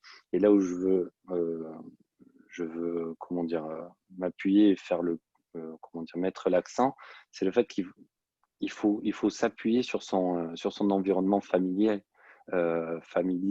avec mon entraîneur, c'est mon repère, mes collègues d'entraînement, ma structure dans laquelle je m'entraîne à Antibes à ce moment-là. Voilà, c'est mon environnement, c'est mon chez moi, c'est ma routine et c'est ça qui est réconfortant de se sentir un petit peu dans son cocon et dans sa bulle. Merci Alain pour ce témoignage. En effet, pour rejoindre ce que tu as dit, moi j'y vois un reflet de deux choses que j'ai évoquées précédemment, c'est notamment sur le discours interne. C'est-à-dire qu'à partir du moment où tu as réussi à focaliser ton discours interne sur quelque chose de positif, rien ni personne ne pourra empêcher d'essayer de devenir le meilleur, ben, c'est devenu ton leitmotiv et ton discours qui te permettait d'avoir ce comportement propice à la performance. Quant à la deuxième partie, ça rejoint ce qu'on n'a pas encore évoqué, c'est notamment toutes les routines de compétition qui te permettent justement de faire abstraction de ton environnement perturbateur pour pouvoir justement être concentré, confiant et pouvoir faire en sorte que ton potentiel s'exprime malgré cet environnement. Alors, on a une autre question de Daniel cette fois qui nous demande, pour un sportif amateur ou pro, quelle stratégie pour évoluer dans tous les domaines de vie, sociale, sentimentale, sportive, personnelle? En quoi, comment ce type de déséquilibre peut-il être travaillé? Progresser essentiellement sur le plan sportif n'est-il pas source de déséquilibre vis-à-vis de ces autres domaines de vie? Merci. Alors, si tu veux bien, Alain, je réponds à Daniel, puis je te laisserai aussi y Oui, répondre. avec plaisir. Euh, donc Daniel, pour répondre à votre question, en effet, dans les accompagnements que je propose, je rencontre souvent des sportifs au niveau professionnel qui donnent la priorité absolue à leur réussite sportive et qui, du coup, sans s'en rendre compte, déséquilibrent leur vie personnelle, familiale, affective, amicale. Et mon rôle là, dans ce temps-là, c'est vraiment de leur faire comprendre que la vie, c'est un ensemble équilibré et que l'individu n'est pas dissociable du sportif et que l'un impacte l'autre et inversement. Et peu à peu, se rendre compte de ses priorités et réaffecter les choses qui sont nécessaires à son équilibre, choses qui seront derrière propices à son bien-être, à sa performance. La performance est vraiment indissociable, le sportif est indissociable du bien-être de l'individu. Et ça, j'ai pu m'en rendre compte des dizaines de fois. Alain, je te Oui, laisse non, dire mais ce que tu as dessus. totalement raison. Je pense que le sportif et le sportif de haut niveau n'est pas une machine, hein, même si il y en a qui peuvent être décrits comme des machines à gagner. Et je pense qu'on a tous des sentiments, des hauts, des bas. Et c'est vrai que le plus compliqué, c'est de gérer finalement un petit peu cet équilibre-là. Alors voilà, on est obligé à un moment donné, dans la construction de sa performance, d'avoir un rôle un petit peu plus égoïste en fait et de penser un petit peu plus à soi et à sa performance qu'à ses amis et sortir boire un verre et aller au cinéma ou traîner un peu tard à gauche à droite voilà avec ses amis. C'est quelque chose qui est pas cohérent avec le haut niveau. Il faut juste encore une fois être en phase avec soi-même. Ça veut dire ça aussi. Ça veut dire que tout n'est pas compatible. On ne peut pas avoir une vie d'adolescent un peu fêtard ou d'étudiant et devoir être en équipe de France et sélectionné aux Jeux Olympiques la même année. Il y a quelque chose qui est pas cohérent dans tout ça. Il faut juste être capable de l'accepter, de se dire ben, finalement, en ce moment-là, c'est pas possible de faire la fête ou voilà, d'avoir une hygiène de vie qui ne correspond pas à un sportif de haut niveau. Maintenant, une vie de sportif de haut niveau, ça passe très très vite et on sait qu'il y aura une vie après. Donc voilà, moi j'ai l'impression d'avoir fait peut-être un petit peu ma crise d'adolescence à l'âge de 30 ans quand j'ai arrêté ma carrière, mais c'était une crise d'adolescence maîtrisée, on va dire. Mais voilà, c'était quelque chose qui était. J'ai jamais eu de remords ou de comment dire euh, ouais, de regrets par rapport à ça. Alors, vous allez me dire, peut-être, ce sont les résultats que j'ai eus qui m'ont rassuré là-dessus, mais peu importe, c'est quelque chose, c'était un choix, c'était totalement approuvé en toute connaissance de cause. Oui, j'ai été égoïste, j'ai plus pensé à moi qu'à ma famille ou mes amis, mais aujourd'hui, je suis capable de beaucoup plus en profiter et que peut-être que d'autres ne le font à cet âge-là. Voilà, il faut être serein par rapport à ça et se dire: «Bon, bah, il y a des il faut être capable de prioriser», voilà, de séquencer et de sectoriser, pour avancer sereinement. Ok. Bon, si tu veux bien, on répond à une dernière question, Oui, après on Léa. enchaîne. Je pense que peut-être elle m'est plus destinée, celle-là. N'est-il pas nécessaire pour un sportif qui veut être performant et équilibré de faire un travail psychologique en plus de la préparation mentale?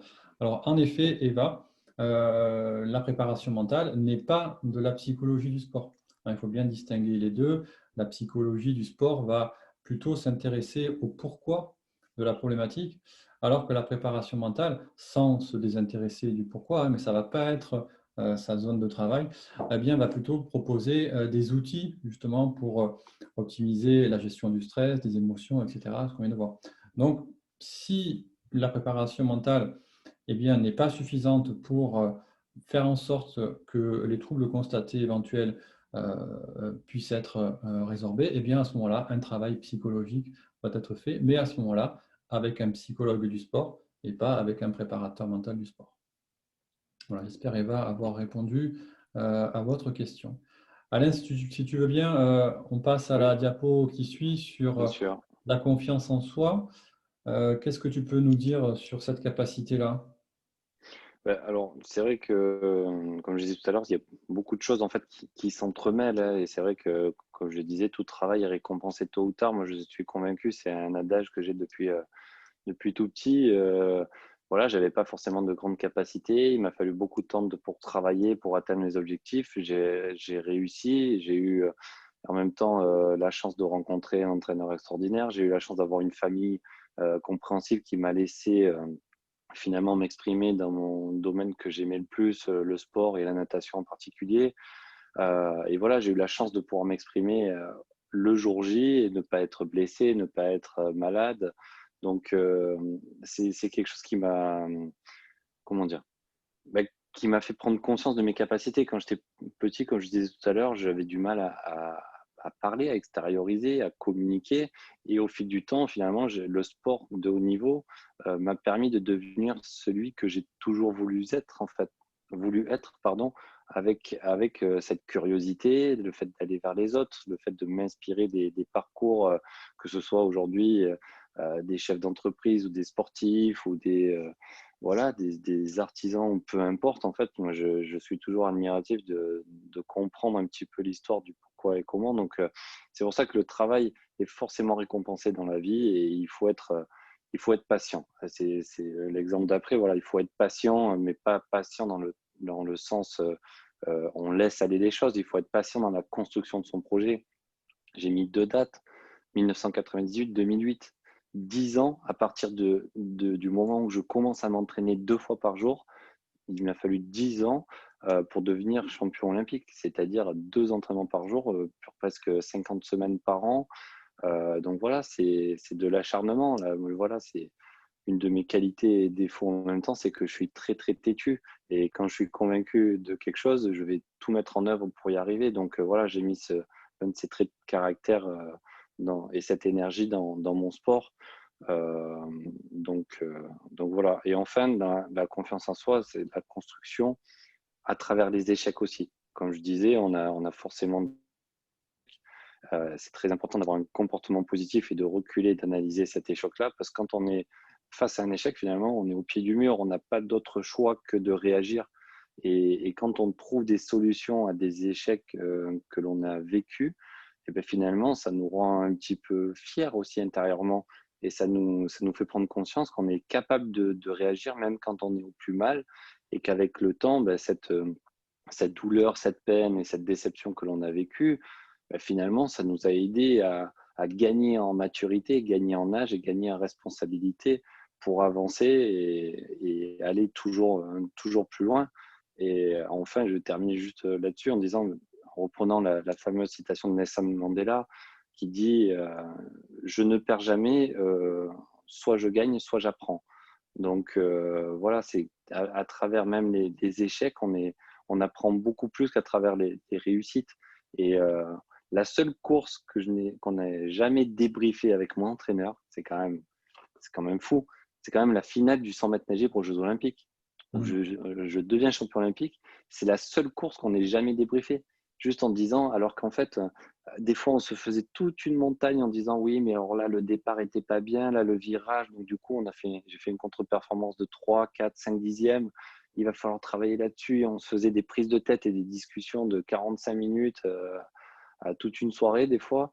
Alors que finalement, le jour où tout réussit, où on arrive à concrétiser nos efforts, ben, on ne prend même pas le temps de débriefer cette course. C'est ça qui est quand même dommage. Alors oui, il y a l'excitation, il y a la joie, on communique plein d'autres choses.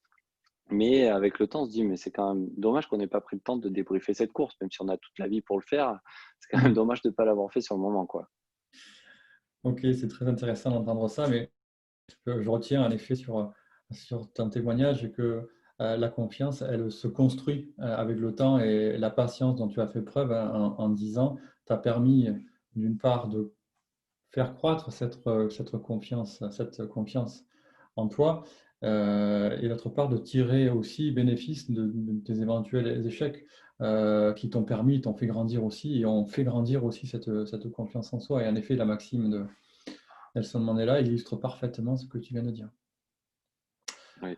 Est-ce que tu peux nous dire un mot également sur le dialogue interne et ce dialogue interne positif et comment ça t'a servi dans ta carrière?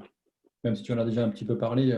Oui, alors ce dialogue interne, c'est cette petite voix à nous-mêmes, hein, et il nous accompagne tout le temps, hein, même sur le moment du départ. En fait, quand je me penchais sur mon plot de départ et je voyais mon reflet dans l'eau, en fait, j'encourageais le reflet.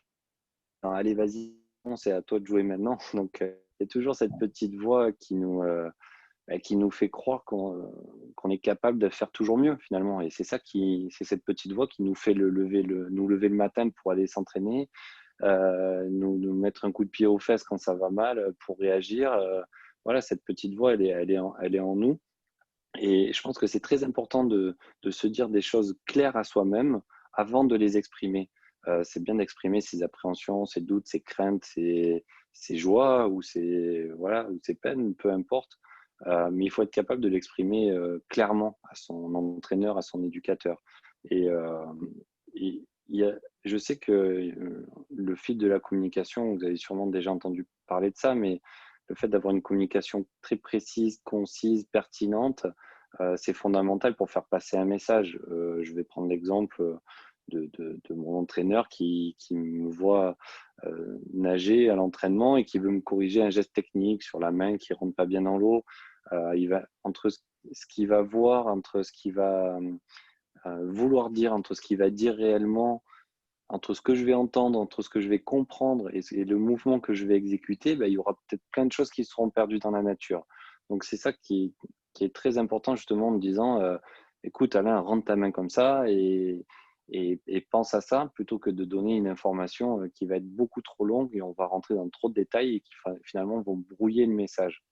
C'est vraiment ça qui est très important sur cette communication et qui va réconforter finalement mon dialogue interne en me disant, bon ben ok, ça je ne le sentais pas, il vient de me dire ça, donc je me le rajoute à moi-même en me disant, ben, ok, il m'a dit de penser à ma main, donc je vais penser à ma main techniquement pour que ce soit efficace, pour que ce soit cohérent, pour que je puisse progresser.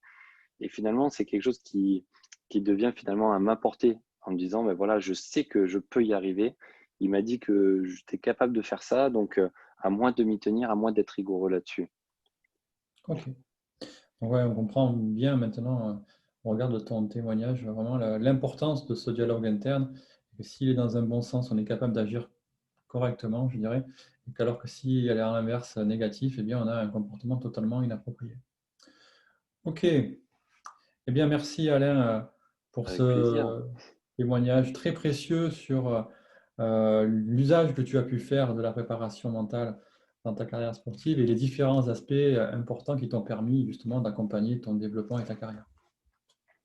On a une question supplémentaire, je ne sais pas si tu l'as On a une vue, de question Daniel. supplémentaire. En effet, on a une question de Daniel concernant la partie commerciale et développement. réseau, dans la formation, la recherche client, l'argumentation et la proposition de son offre, entre autres. Alors, non, cette partie-là n'est pas développée dans la formation, Daniel, car c'est une formation, je vais y venir à l'instant, hein, c'est une formation qui est très pratico-pratique. Donc là, ce qu'on apprend, c'est vraiment à accompagner mentalement un sportif, amateur ou professionnel. Ce n'est pas une approche métier où on serait dans l'apprentissage d'un métier de préparateur mental. Donc, c'est plutôt une compétence complémentaire qu'il s'agit d'apprendre pour intégrer aux compétences initialement développées. Mais je reviendrai, si vous voulez, à l'issue de ce webinaire sur les questions des modalités de la formation. Je vais d'ailleurs commencer tout de suite avec, je clique là-dessus, voilà. Pour vous apporter une réflexion que j'ai eue avant de développer les modalités d'accompagnement mental, il m'est arrivé et il m'arrive encore très souvent de discuter avec des entraîneurs, des coachs, des éducateurs. Et à chaque fois, je vous l'ai laissé un peu comprendre en ce début de webinaire, je suis toujours surpris dans nos échanges qu'ils ne sachent pas, d'une part, ce qu'est la préparation mentale, et ça me surprend toujours, même au très haut niveau. Comment elle se travaille, ça aussi, c'est souvent très flou, et ce que ça peut apporter véritablement à un sportif. Et au regard de ce que vient de dire Alain, ça peut être un apport considérable quand un entraîneur dispose de cette compétence. Alors, à mon avis, hein, c'est mon avis, c'est parce que la plupart des formations initiales de ces professionnels-là ne comportent pas de volet préparation mentale. Très souvent, un entraîneur, c'est quelqu'un qui a de bonnes connaissances en physique, en physiologie du sportif, en technique, en tactique, mais très peu en préparation mentale. D'où sa difficulté à proposer un accompagnement mental aux sportifs qui l'accompagnent et donc du coup à déléguer. Donc ça, c'est un constat que j'ai fait vraiment très très fréquemment. Et si j'évoque ce sujet, c'est parce que je suis persuadé que la préservation de la santé, le bien-être d'un sportif, d'un athlète et ses performances de sportif passent par l'entraîneur, l'éducateur, celui qui est chargé de lui apprendre les fondamentaux du sport et de le faire progresser.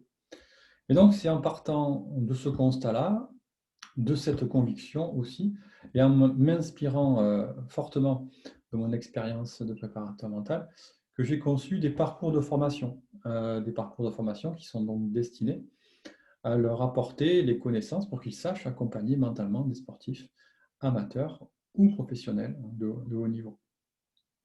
Alors, ces formations, il y en a deux, j'en ai conçu deux.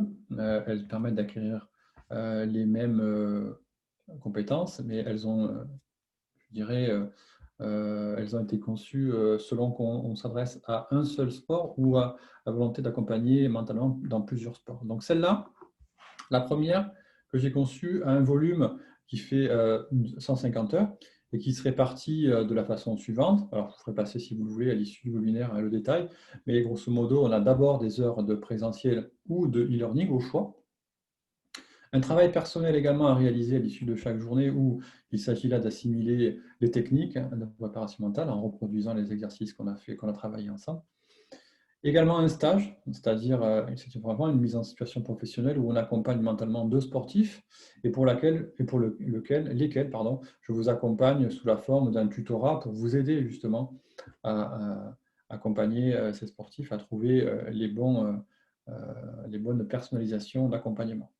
Donc elle est dite cette formation en préparation mentale unisport parce que là il s'agit d'acquérir les compétences pour accompagner mentalement des sportifs dans le cadre d'une activité sportive. Donc, concrètement, je suis moniteur de tennis, et bien je me forme pour accompagner mentalement mes élèves au tennis, hein, tout simplement. Et celle-là, elle est exclusivement réservée aux entraîneurs. C'est-à-dire que pour participer à cette formation, une des conditions d'accès, c'est d'avoir un diplôme du sport. Donc ça peut être un BPGEPS, un DGEPS, un diplôme issu de la filière STAPS, par exemple, ou un diplôme fédéral inscrit au RNCP. Mais c'est indispensable d'avoir ce type de formation pour y accéder.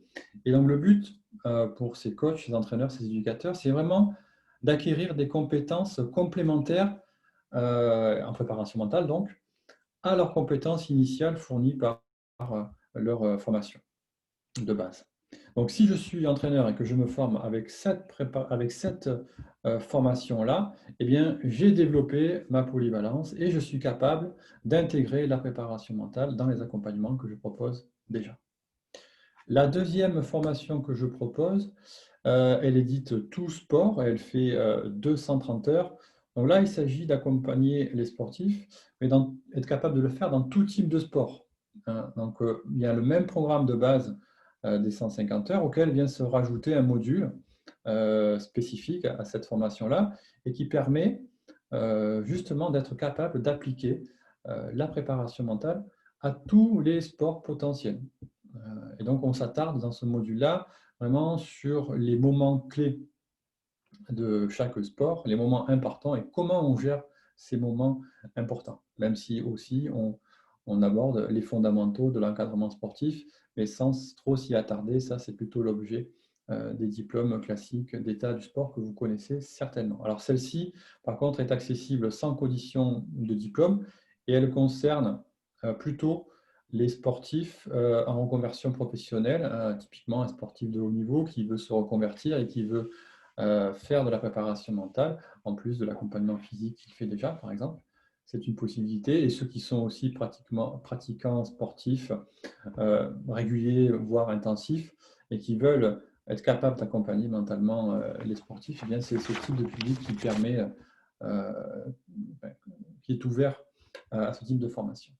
Alors, une fois qu'on s'est formé, le but, c'est d'être capable de mettre en place, comme je vous l'ai dit, ces activités de la préparation mentale dans son activité actuelle. C'est-à-dire, 3 choses, être capable de faire des entretiens, de mener les entretiens, que ce soit l'entretien du départ ou les entretiens suivants, et d'analyser les demandes qui sont faites par les sportifs. Une fois que je sais faire ça, je sais élaborer, quand j'ai recueilli toutes les informations me permettant de le faire, un programme personnalisé d'accompagnement mental. Et quand je sais faire ça, je sais derrière animer des séances individuelles ou collectives de préparation mentale. Donc, c'est vraiment en intégrant ces 3 types d'activités qu'un entraîneur va être capable, va détenir les compétences plutôt, pour justement être plus polyvalent. Alors, le programme de formation, je vais vous le détailler sommairement, hein, sans trop rentrer dans les détails, mais en vous faisant bien comprendre le contenu malgré tout. Donc, ce programme de formation, selon que l'on prend la première ou la deuxième, est composé de 4 ou 5 modules. Les 4 premiers sont communs à l'ensemble et le 5e est propre à la formation la plus longue. Donc, dans un premier temps, le premier module sera destiné à bien connaître la préparation mentale, sa définition, son mécanisme. Donc, on l'a fait de façon très sommaire dans ce webinaire, mais là, dans le cadre de la formation, vraiment, il s'agit de l'approfondir et surtout de comprendre le fonctionnement de la préparation mentale. Quel est le processus à mettre en œuvre pour justement développer le mental, favoriser le bien-être, favoriser la performance. Connaître aussi les capacités mentales du sportif, on l'a vu aussi de façon très sommaire et on l'a illustré avec le témoignage d'Alain. Mais là, dans la formation, vraiment, on va décortiquer chacune des capacités mentales qui va permettre au sportif ensuite d'optimiser son potentiel. Grosse partie également sur le lien avec les autres formes de préparation, qu'elles soient physiques, techniques, tactiques. J'ai beaucoup insisté sur ce lien-là et ça, c'est indispensable. Donc, on va voir comment on intègre la préparation mentale dans la préparation globale et comment on synchronise avec les autres préparations la préparation mentale. Et puis, bien sûr, on vous apprendrait en formation à mettre en place une prépa mentale selon qu'il s'agisse d'accompagner des sportifs en sport individuel ou en sport collectif. Voilà, comment accompagner une équipe, comment accompagner un individu tout seul dans son sport, ça se fait différemment et vous apprendrez à le faire. Alors, je vous ai dit tout à l'heure que la personnalisation était un élément fondamental de la réussite d'un accompagnement mental d'un sportif et c'est une certitude. Donc là, il est question dans cette partie-là de la formation de vraiment connaître dans le questionnaire initial quelles questions je dois poser lors d'un premier entretien pour recueillir toutes les informations qui me seront indispensables pour construire derrière un parcours d'accompagnement personnalisé. connaître également toutes les questions que je dois poser ensuite dans les entretiens suivants pour m'assurer de la bonne progression et de l'éventuel ajustement de l'accompagnement que j'ai proposé. Dans la partie technique d'écoute, alors je vous ai dit juste à l'instant qu'il s'agissait de savoir les bonnes informations pour faire un bon protocole derrière, un bon accompagnement, mais ça se fait que d'une certaine façon, en étant capable de proposer eh bien, une forme de questionnement et une forme d'écoute, une forme de communication bien particulière pour avoir justement ces bonnes informations. Et puis également, on apprendra comment définir ensemble, en co-construisant, hein, comme l'a bien dit Alain tout à l'heure, un objectif d'accompagnement mental pour que justement il soit motivant et capable de challenger et pas démotiver. Et quelque chose qui est très important, on l'a aussi évoqué avec Alain, c'est la relation entraîneur-entraîné, c'est-à-dire savoir quelle est la bonne distance à mettre en œuvre avec la personne que je coach. Vraiment, pour que la relation de travail soit efficace, il faut qu'elle revête certaines caractéristiques. Et ici, on parlera beaucoup de la posture professionnelle à mettre en œuvre pour que justement on ait une relation de qualité entre l'entraîneur et l'entraîné. Donc ça, c'est le deuxième module. Le troisième module, c'est les techniques. Donc là, dans cette formation, une très large place est faite vraiment à l'acquisition des techniques. Donc, c'est une partie de la formation où les participants feront beaucoup de travaux pratiques, de jeux de rôle, afin vraiment de s'approprier ces techniques et être capable de les utiliser par la suite lors des séances de préparation mentale qu'ils animeront pour les sportifs qu'ils accompagnent. Et donc, le but, c'est vraiment que je vous guide pas à pas dans l'acquisition et l'utilisation de ces techniques. La relaxation physique et mentale, donc là, vous apprendrez à utiliser votre voix hein, pour détendre les personnes, les sportifs. Donc, et ça se fait, une fois qu'on connaît la technique, ça se fait assez facilement et c'est très efficace. Vous apprendrez également à utiliser la visualisation, l'imagerie mentale. Donc là, très concrètement, il s'agit de techniques qui permettent vraiment de proposer aux sportifs d'imaginer des situations en lien avec sa pratique sportive et répéter régulièrement cet exercice vraiment est très efficace. Il va permettre de conditionner positivement le mental de celui qui est accompagné pour qu'ensuite il soit plus facilement capable d'adopter le comportement qu'il a imaginé, mais bien qu'il soit capable de l'adopter dans la réalité, dans le comportement lors de la compète.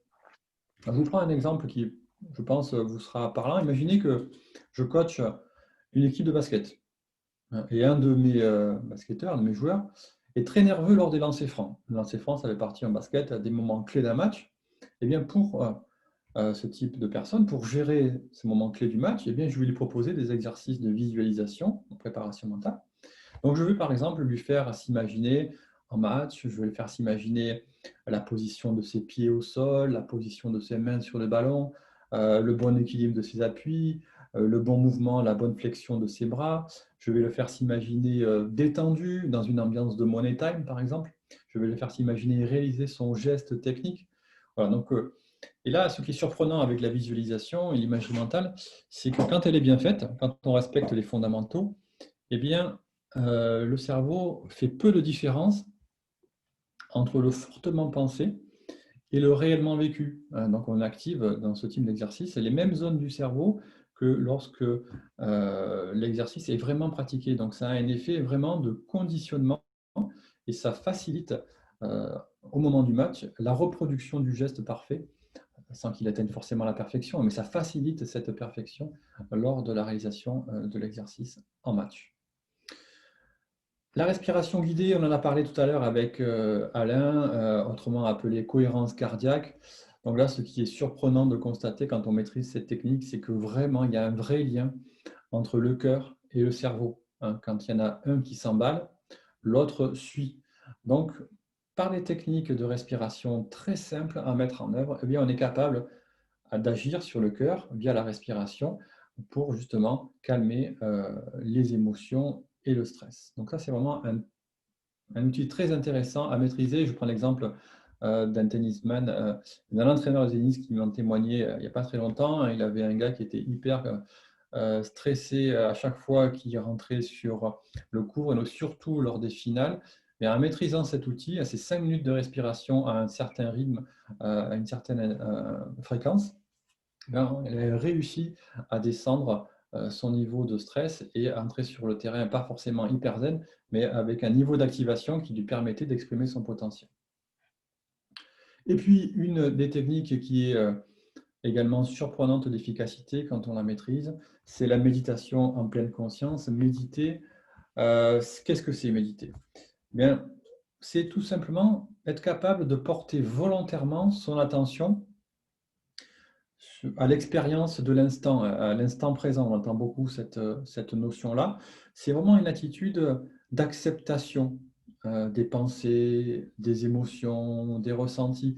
Et en ce sens, c'est très différent de la visualisation, parce que dans la visualisation, dans l'imagerie mentale, on va essayer d'imaginer le moment parfait, essayer de changer par exemple une tension en détente, alors que dans la méditation en pleine conscience, on va plutôt souhaiter la bienvenue à la tension, à l'angoisse même peut-être des fois, et en ayant cette attitude, on va peu à peu parvenir à en diminuer l'intensité. Donc plutôt que d'essayer de la chasser quand on médite, on va plutôt accepter l'angoisse, accepter la peur, et quand on sera confronté à cette angoisse, cette peur vraiment dans la réalité, eh bien, on aura une attitude différente. Et de fait, on sera très rapidement euh, plus lucide, plus calme, sans avoir à chasser cette émotion-là. Donc si je faisais le comparatif entre la visualisation et la méditation, je dirais que la visualisation, pour prendre une métaphore, par exemple, quand il pleut, si je visualise, je vais sortir mon parapluie pour me protéger de la pluie. Je vais trouver une parade positive à ça, à cette pluie. Alors que la méditation, en pleine conscience, je vais plutôt apprendre à danser sous la pluie. Je vais laisser être la pluie et je vais apprendre à danser dessous. Je ne vais pas essayer de m'en protéger. Parce qu'à terme, j'apprendrai à danser sous la pluie. Si j'ose dire, ça rejoint un peu ce que disait Alain tout à l'heure, à l'instar de Laure Manodou qui apprenait à danser sur le plot avant de se lancer. Donc dans la pratique sportive, cette technique, elle a vraiment une grande importance parce que d'une part, elle permet d'améliorer la concentration. On va gagner en lucidité également dans ces moments-là. Je prends l'exemple d'un attaquant de foot. C'est très fréquent d'attendre des attaquants de foot qui témoignent et qui disent ben, j'ai perdu ma lucidité, j'ai frappé dans les nuages parce que j'étais un peu stressé. Bien là, si je médite régulièrement en tant que footballeur, eh bien, je vais apprendre à faire baisser mon niveau d'angoisse, baisser mon niveau de peur. Et quand je serai présent devant le but, eh bien, je garderai plus facilement ma lucidité, mon calme, et peut-être qu'au lieu de tirer dans les nuages, je vais tirer dans le petit filet opposé. Donc ça, c'est vraiment quelque chose qui prend du temps. Ce n'est pas une recette magique, je le répète, mais quand on médite régulièrement, vraiment, on apprend à gérer son stress, ses émotions de façon très, très efficace. Après les techniques, je vous proposerai dans cette formation, bien sûr, de vous expliquer en détail toutes les capacités mentales, toutes les thématiques. Donc, alors je ne vais pas y revenir sur toutes les premières que on a largement détaillées avec Alain. Par contre, vous apprendrez notamment dans cette formation à gérer la blessure et la douleur. La blessure et la douleur, ça fait partie de la vie d'un sportif. Et quand on est entraîneur, il est vraiment important de savoir trouver les bons mots, trouver les bonnes paroles, proposer les bons exercices qui vont permettre à son sportif de passer cette difficulté le plus rapidement et le plus efficacement possible. La récupération, le sommeil, je vous en ai parlé, je ne vous en parle pas trop, mais vous connaissez maintenant l'importance de cette partie-là et le rôle majeur dans la récupération du sommeil et la préparation mentale a une vraie action sur le sommeil pour dormir, pour avoir un sommeil de qualité réparateur. Et la cohésion d'équipe, c'est aussi la thématique qu'on aborde. J'entends trop souvent penser les entraîneurs me dire que dans la causerie d'avant-match, ils gèrent la cohésion d'équipe, mais la préparation mentale, c'est pas que ça. Il n'y a pas que la cohésion, il n'y a pas que la causerie d'avant-match pour gérer la cohésion d'équipe. Il y a vraiment d'autres outils que propose la préparation mentale que je vous proposerai de découvrir tout au long de cette formation. Et enfin, le dernier module de cette formation qui est propre à la plus longue des deux formations et pas à la première. Elle se fait que dans la préparation mentale pour tous les sports. Et donc là, il s'agit vraiment, comme je vous l'ai dit précédemment, d'avoir une attention particulière pour tous les sports que vous voyez à l'écran et connaître tous les moments clés, les moments importants de chaque sport et savoir travailler mentalement ces moments clés. Donc, si je prends l'exemple du tennis, eh bien, on va travailler sur l'entrée sur le terrain et la nervosité qui est parfois associée, savoir qu'est-ce qu'on doit faire en prépa mentale sur l'échauffement, qu'est-ce qu'on fait pour le service, qu'est-ce qu'on fait pour les points où il y a un fort enjeu, comme les balles de break, par exemple, qu'est-ce qu'on fait pour aborder mentalement un match alors qu'on est confronté à quelqu'un qui est mieux classé que soi, ou à l'inverse, moins bien classé, qu'est-ce qu'on fait pour gérer une double faute. Voilà, c'est ce genre de choses qu'on va faire dans ce module-là, et on va le faire donc pour tous les sports que vous voyez à l'écran. Alors, encore un petit mot sur l'organisation de cette formation. Cette fois, les deux formations sont proposées en présentiel et en distanciel. Donc, les personnes intéressées par ces deux formations peuvent faire le choix de l'un ou de l'autre de ces deux modalités. En présentiel, elles s'organisent par 2 jours consécutifs de formation à Marseille, tous les 15 jours. Et en distanciel, elle se fait à raison de 2 matinées consécutives tous les 15 jours, via l'outil Zoom, en salle de classe virtuelle, en direct. Et le même contenu est proposé et délivré dans cette formation, que ce soit en présentiel ou en distanciel. Qu'est-ce que je voulais vous dire d'autre sur les modalités? Je crois que c'est tout. Les méthodes de travail, alors j'insiste beaucoup sur le temps pratique. Bien sûr, il y a des cours magistraux qui vous permettent d'avoir des connaissances théoriques, mais il y a beaucoup de travaux pratiques, beaucoup de jeux de rôle où je vous montre dans un premier temps comment on fait. Et dans un deuxième temps, c'est 2 d'entre vous qui mettez en place ce jeu de rôle pour justement, à mon avis, c'est le meilleur moyen de s'approprier les techniques, que ce soit de communication ou les techniques de préparation que je vous ai évoquées tout à l'heure. Alors, bien sûr, je vous animerai de nombreux exercices de préparation mentale. Les vivre, ces exercices, les vivre vous-même en tant que stagiaire, c'est aussi la meilleure façon de vous les approprier pour derrière les décortiquer ensemble. Il y aura des échanges avec Alain Bernard, et je ne vous l'ai pas encore dit, mais Alain participera à ces formations, très certainement le premier jour, et puis aussi dans d'autres journées, bien sûr, lors de la journée natation notamment. Un peu comme il l'a fait aujourd'hui, il vous apportera son expertise sur l'usage qu'il a fait de la préparation mentale et comment il a réussi à lier tout ça avec les autres formes de préparation. Il y aura un travail personnel à faire entre chaque session de 2 jours ou de 2 matinées, à savoir qu'il est important de répéter régulièrement les exercices de préparation mentale afin de se les approprier. Donc, je vous proposerai un entraînement personnel pour que vous puissiez vous approprier ces exercices-là. Et un stage pratique est également nécessaire dans cette formation. C'est à mon sens comme ça qu'on apprend bien les compétences, c'est-à-dire que vous suivrez 2 sportifs en accompagnement mental, ça représente une vingtaine d'heures d'accompagnement, pour lesquels vous bénéficierez d'un tutorat d'une dizaine d'heures à peu près, tutorat que je réaliserai à distance, via Zoom également, en e-learning. Et pour ce stage, vous devrez réaliser un rapport de stage qui sera un récapitulatif en fait, de ce que vous avez fait dans l'accompagnement mental, et je vous aiderai également dans la construction de ce rapport. Enfin, en tout cas, je vous donnerai les consignes de rédaction et les attentes qu'on a de vous dans le stage. Les dates de formation, donc pour la préparation mentale des sportifs Unisport, ça commence en janvier à Marseille pour le mode présentiel, du 14 janvier au 26 mars, donc à peu près sur 3 mois. Donc là, c'est 2 jours consécutifs, c'est des jeudis, vendredis. En distanciel, ça se passe du 7 janvier au 11 juin, donc à peu près sur 6 mois. Donc c'est rallongé parce que la formation se passe en demi-journée. Vous l'avez bien compris, je pense. Concernant la préparation mentale des sportifs tout sport, elle commence également en janvier, le 14 janvier, donc jusqu'au 21 mai. Donc elle a une partie commune jusqu'en mars avec la première. Et ensuite, pour ceux qui font que le dernier module, eh bien jusqu'à mai, il y aura cette partie-là. Et puis en distanciel, du 7 janvier au 10 novembre, donc elle s'étale quasiment sur 1 an parce que, comme je vous l'ai dit précédemment, c'est des demi-journées. Le tarif, vous voyez à l'écran, préparation mentale Unisport 2 700 €, préparation mentale tout sport 3 680 €. Et sachez que Dans ce montant-là, tout est compris, à la fois le stage, le tutorat, les livrets de formation que je remets à chaque stagiaire au début de la formation. Alors, bien sûr, il y a des prises en charge financières.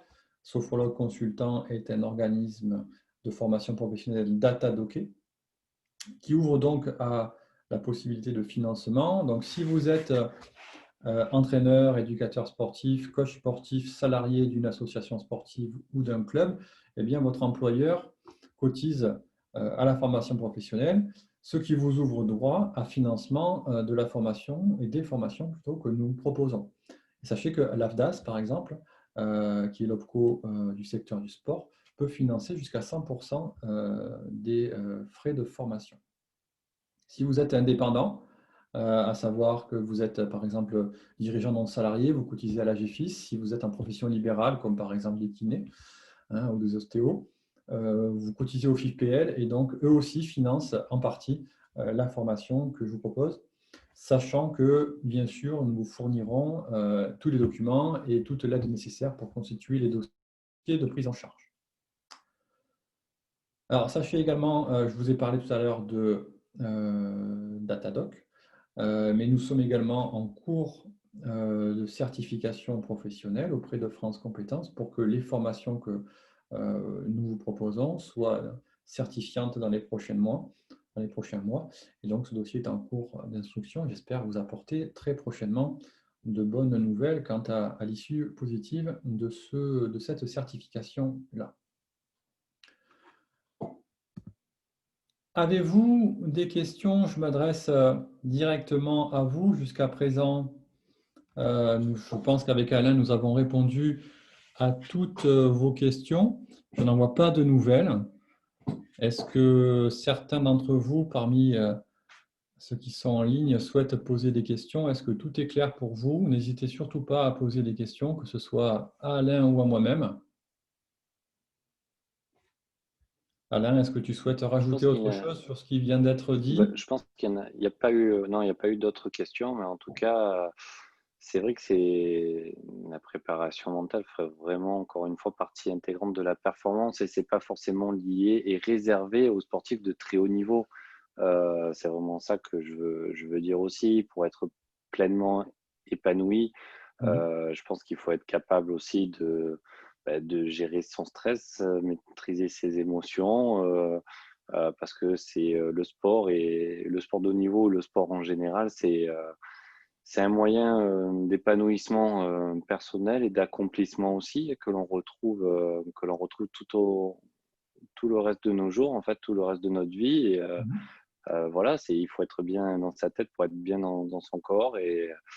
Et voilà, je trouve que c'est très important de pouvoir mettre des mots et des items et des repères là-dessus à travers la préparation mentale. Donc, non, vraiment, merci encore une fois de ta confiance, et Eric. Et voilà, j'espère on a su répondre à quelques interrogations et que ça va pouvoir apporter des éléments supplémentaires qui vont servir aux entraîneurs et aux sportifs. En tout cas, je le souhaite vivement. Voilà, j'espère avoir, en compagnie d'Alain, répondu à toutes vos questions, vos interrogations. Si vous souhaitez des renseignements complémentaires, vous inscrire à la formation, eh bien, vous avez les coordonnées qui s'affichent. Vous avez le site de Sophrologue Consultant que vous avez peut-être déjà consulté, sur lequel vous pouvez trouver tous les documents nécessaires.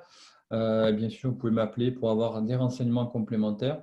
Sachez également que vous aurez accès très prochainement. Je vous enverrai le lien pour que vous puissiez consulter le replay de ce webinaire. Donc, je suis très heureux d'avoir participé à ce webinaire, de l'avoir co-animé avec Alain. J'espère que vous avez eu réponse à vos questions et je vous donne rendez-vous au téléphone ou en ligne si vous souhaitez, bien sûr, avoir des renseignements complémentaires. Je vous souhaite à tous une bonne soirée. Je donne le mot de la fin à Alain pour vous saluer également. Eh bien, merci Eric, oui, merci tout le monde. Excellente soirée à vous et puis à très bientôt peut-être. Merci. Merci à vous. Merci. Au revoir tout le monde. Au revoir.